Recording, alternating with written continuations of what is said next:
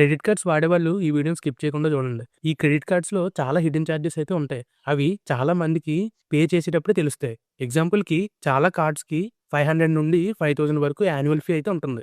ఒకవేళ మీరు ఒక స్పెసిఫిక్ స్పెండింగ్ మైల్‌స్టోన్ రీచ్ అవ్వకపోతే ఆ ఫీ మీ తర్వాత బిల్‌లో యాడ్ అవుతుంది. దీంతో పాటు లేట్ పేమెంట్ చార్జెస్ కూడా మీ బిల్ అమౌంట్‌ని బట్టి 200 నుండి 1300 వరకు ఉండొచ్చు. ఇంకో ముఖ్యమైన విషయం ఏంటంటే ఫారెక్స్ మార్కప్ చార్జెస్. మీరు ఇంటర్నేషనల్ వెబ్‌సైట్స్‌లో కానీ లేదా అబ్రాడ్‌లో కానీ మీ కార్డ్ వాడినప్పుడు బ్యాంక్స్ 2-3.5% వరకు ఎక్స్‌ట్రా ఫారెన్ ట్రాన్సాక్షన్ ఫీ అయితే వేస్తుంది.